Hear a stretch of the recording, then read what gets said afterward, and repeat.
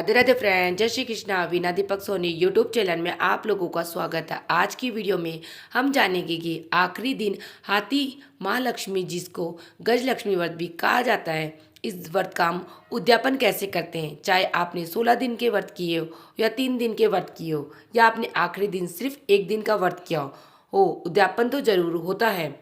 जो लोग 16 साल से व्रत कर रहे हैं वह लोग उद्यापन करें।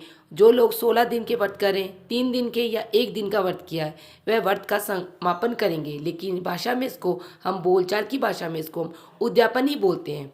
तो देखिए, सबसे पहले तो आखिरी दिन हम एक चौकी लगा लेंगे। अगर आपने 16 दिन के व्रत कर रहे हो तो आपने पहले ही चौकी लगा ली हो, उसी पर आप पूजा कीजिएगा। लेकिन अगर आप 16 दिन के व्रत कर रहे हैं तो आपने पहले ही चौकी लगा ली होगी, उसी चौकी पर आप पूजा कीजिएगा। लेकिन अगर आप सिर्फ आखिरी दिन व्रत कर रहे हैं तो 16वें दिन आप एक चौकी लगा लीजिए। चौकी पर हम कलश की स्थापना कर लेंगे। तो चौकी के नीचे चावल, उसके ऊपर हमने कलश रखा जिसमें जल भर लिया, उसमें हल्दी, सुपारी, सिक्का, चावल डाल के फिर हम फूल डाल के फिर आम के पत्ते लगाए। उसके ऊपर एक पूर्ण पात्र रख के हम एक लोटा रखें, एक जटा वाला नारियल रखेंगे। नारियल आप तिलक लगा लेना, आप मूली बांध ले।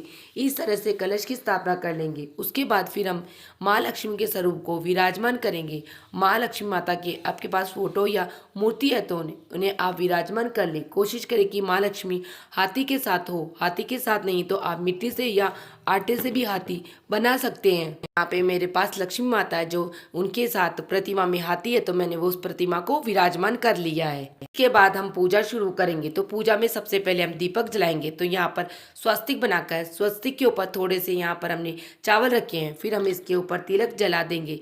माँ लक्ष्मी की पूजा से में देसी घी का ही दीपक जलाया जाता है, तो देसी घी का दीपक हम जला लेंगे। अगर आपने पहले 16 दिन से पूजा करते आ रहे हैं तो उसी चौकी पर आपको दिया जलाना है। और अगर आप सिर्फ आखिरी दिन पूजा कर रहे हो यानी सिर्फ 1 दिन का व्रत करते हो तो फिर आप चौकी लगा लीजिए।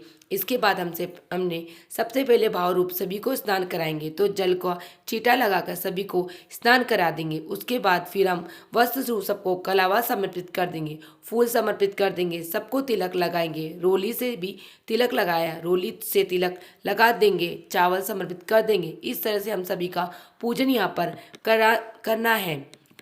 आपने गणेश जी भगवान को विराजमान नहीं किया तो आप गणेश जी को कलश के रूप में भी विराजमान पूजा कर सकते। आप चाहे तो गणेश जी के अलग से फोटो मूर्ति भी रख सकते। इसके साथ हम आखिरी दिन माँ लक्ष्मी माता को चूनी जरूर समर्पित करेंगे। साथ में 16 श्रृंगार हम समर्पित कर देंगे। तो देखिए, आप चाहे तो 16 जगह 16 टोकरी वाला श्रृंगार भी बना के समर्पित कर सकते हैं, या फिर आप श्रृंगार की 16 चीज़ें समर्पित कर सकते हैं। उद्यापन में जो सामग्री चाहिए वो बिल्कुल आपके सामर्थ्य के अनुसार चाहिए। जब हम सबसे पहले पान सुपारी समर्पित करें तो पान के पत्ते पर थोड़े से चावल और फल रखकर माता को समर्पित कर दें। तो यहाँ पर हमने पान समर्पित कर दिया है। उसके बाद फिर हम माँ लक्ष्मी माता को, गजलक्ष्मी माता को गहने समर्पित करेंगे। तो बेसन से यहाँ पर गहने बनाए जाते हैं और बेसन के बने हुए ये गहने हम समर्पित करते हैं। इसमें बीछी समर्पित करना बहुत शुभ होता है, क्योंकि बीछी सुहाग का प्रतीक होता है। और लगभग सारे गहने मैंने यहाँ पर बनाए हैं। बीछी, पायल, घंटी, मंगलसूत्र,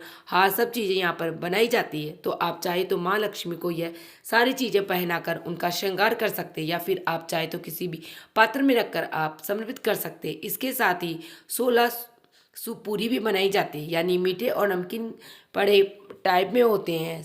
सरारी इनको बोलते हैं। अलग अलग क्षेत्रों में अलग अलग नाम है इनके मीठे और नमकीन यह पूरे होते हैं, जो 32 टटोल हमें बनाने होते हैं। 161 की संख्या में ये चढ़ाए जाते हैं। साथ में इस दिन हम जो हाथी है को दूर्वा घास जरूर समर्पित कर देंगे और महालक्ष्मी माता को हम खीर का भोग जरूर लगाएंगे, तो खीर समर्पित कर देंगे। इसके बाद दक्षिणा समर्पित करेंगे। इसके बाद हमने 16 गांठ का डोरा बनाना है। तो देखिए, आप चाहे तो आप पहले दिन भी डोरा बना सकते हैं, या आप चाहे तो आखिरी दिन डोरा बना सकते हैं। कलावा लेके यानी मोली का धागा लेके इसमें 16 गांठ लगाई जाती है और 16 तार का धागा हमें लेना है। इसमें 16 गांठें लगाई जाती है। तो यह जो डोरा है, यह जो पूजा के बाद अपने हाथ में पहना जाता है, इस डोरे की भी साथ में ही पूजा की जाती है। और पूजा करने के बाद फिर हम यह डोरा अपने हाथों में पहना जाएगा। पुरुष इस डोरे को अपने दाएं हाथ में और महिलाएं अपने बाएं हाथ में पहनते हैं। तो डोरे को धूप दिखाकर हम चौकी पर ही डोरे को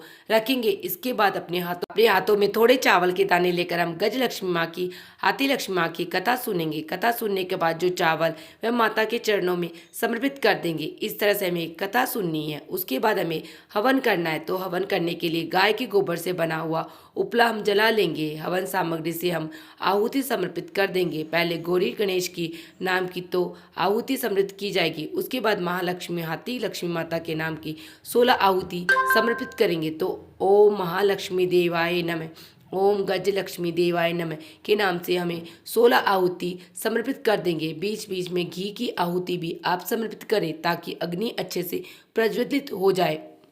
उसके बाद जो भी भोग चढ़ाया भोग हम अग्नि में समर्पित कर देंगे। माना जाता है कि अग्नि में भोग समर्पित करने से भोग सीधा देवताओं को मिलता है। उसके बाद जल हाथ में लेके हम जल इसके ऊपर से छिड़क देंगे। इसके बाद हम 16 दाने चावल के हाथ में लेंगे और 16 चावल के दाने हाथ में लेकर हमें 16 बार कहानी सुनी होती है। एक बार कहानी सुनेंगे, चावल माता को समर्पित कर देंगे। दूसरी बार कहानी सुनेंगे, दूसरा चावल गज लक्ष्मी माता को चरणों में समर्पित कर देंगे। इस तरह से 16 दाने के साथ हमें 16 बार कहानी सुननी होती है। तो कहानी का वीडियो मेरे चैनल में पहले ही आ गया, मैं उसको वीडियो डिस्क्रिप्शन में ऐड कर दूंगी, आप वहाँ से कहानी सुन लेना, वहाँ से देख लेना ताकि आपको अच्छे से समझ आ जाए। इस तरह से 16 बार हम लोग कहानी सुनने के बाद धूप दिखाकर माँ लक्ष्मी, गज लक्ष्मी माता का पूजन और आरती करेंगे। तो यहाँ पर बहुत ही प्रेम पूर्वक फिर हम आरती कर लेंगे। आरती करने के बाद हम पूजा में रही कमियों के लिए क्षमा याचना करेंगे और अपनी मनोकामना को पूर्ण करने के लिए, अपने घर में स्थायी निवास के लिए, अन्न धन की बरकत के लिए लक्ष्मी माता से प्रार्थना करेंगे। इस तरह से माँ लक्ष्मी, हाथी गज लक्ष्मी माता को जो पूजन है वह पूर्ण हो जाएगा। इस तरह से हम हाथी माँ लक्ष्मी के 16वें दिन का पूजन पूर्ण हो जाएगा। अगर आपने उद्यापन किया है तो उद्यापन में हमें 16 जोड़े जिमाने होते हैं। 16 जोड़ों को जिमा कर उनके वस्त्र दक्षिणा और जो महिलाएं होंगी उनके लिए श्रृंगार का सामान हमें देना होता है। जो भी सामान आप लेके आए जब आप पूजा करें तो पूजा में साथ में ही वह सामान रखिए और पूजा के बाद सारे सामान के ऊपर से जल लेकर 7 बार घुमा देना, फिर सारा सामान दान कीजिएगा।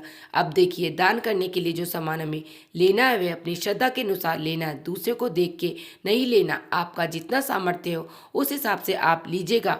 आप चाहे तो साड़ी, पैंट, कमीज का कपड़ा ले सकते हैं या आप चाहे तो सिर्फ एक एक रुमाल भी आप दे सकते हैं। इस तरह से श्रृंगार का सामान है। आप चाहे तो 16 जगह पर 161 चीज़ें आप रखिए या 16 श्रृंगार रखिए। लेकिन अगर आपका सामर्थ्य नहीं है तो आप 16 जगह आप सिर्फ एक मेहंदी और बिंदी का पत्ता भी रख सकते हैं।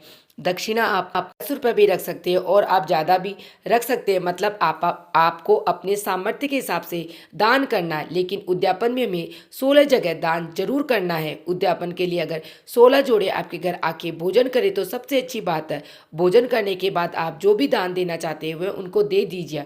लेकिन अगर आपके घर नहीं आ पाते तो एक जोड़े को आप घर बुला लें, बाकी सबका सामान आप उनके घर पहुंचा सकते हैं। जब आप उनके घर सामान पहुंचाए तो खाने में आप चाहे तो भोजन बना दे सकते हैं या आप 4 लड्डू या 4 कुछ भी इस तरह से सूखा मेवा खाने का सामान भी दे सकते हैं। तो बहुत सूक्ष्म तरीके से जो भी आप बहुत ही सूक्ष्म तरीके से आप उद्यापन कर सकते हो। जैसा कि मैंने आपको बताया कि जिसका व्रत है उसे 16वें दिन खाना नहीं खाना है। रात को चंद्रमा को अर्घ देने के बाद आपको उत्तर दिशा की तरफ माँ लक्ष्मी माता को आवाज़ लगानी है, अपने घर में आने के लिए निमंत्रण देना है, अपने हाथ में डोरा बांधना है। 1.25 महीने के लिए डोरा बांधा जाता है। 1.25 महीने के बाद आप इस डोरे को जल में विसर्जित कर सकते हैं या आप घर में किसी भी पौधे की मिट्टी में इसको दबा के आप भूमि में विसर्जित इसको कर सकते हैं। जो भी सामान आपने चढ़ाया पूजा में वो कोई दान नहीं करना है। माँ लक्ष्मी व्रत का सारा सामान घर में ही यूज़ किया जाता है। जो नारियल है उसको आप सब में प्रसाद के रूप में बांट सकते हैं। जो दक्षिणा आप अपनी तिजोरी में रख लीजिए। जो भी आपने भोग प्रसाद चढ़ाया है वो घर में सबको बांट दीजिएगा। पूजा में जो ये सामान आपने चौकी पर चढ़ाया है ये सारा सामान हमें घर में ही यूज़ करना होता है। जो श्रृंगार का सामान है, श्रृंगार के सामान को आप दान कर सकते हैं। इसमें 1-2 चीज़ें आप माता लक्ष्मी के आशीर्वाद के रूप में स्वयं रखें, लेकिन बाकी को आप दान कर सकते हैं।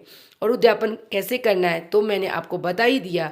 आई होप आपके सारे डाउट्स क्लियर हो जाएंगे। लेकिन फिर भी आपका कोई डाउट है तो आप कमेंट करके पूछ लीजिएगा, मैं रिप्लाई करने की पूरी कोशिश करूँ। माता माँ लक्ष्मी कृपा आप सब आप लोगों पर सर्वदा बनी रही। इसी के साथ मेरी माँ लक्ष्मी व्रत की उद्यापन की वीडियो समाप्त होती है। आप सबको मेरी वीडियो कैसी लगी मुझे कमेंट बॉक्स में जय माँ लक्ष्मी या जय श्री गणेश लिख के जरूर बताना। और मेरी वीडियो आप लोगों के लिए थोड़ी भी यूज़फुल है तो वीडियो को लाइक कर लेना और चैनल को सब्सक्राइब कर लेना, जिससे आने वाली वीडियो का नोटिफिकेशन आप लोगों को मिल सके। वीडियो देखने के लिए आप सभी का धन्यवाद। राधे राधे, मिलते हैं नेक्स्ट वीडियो में।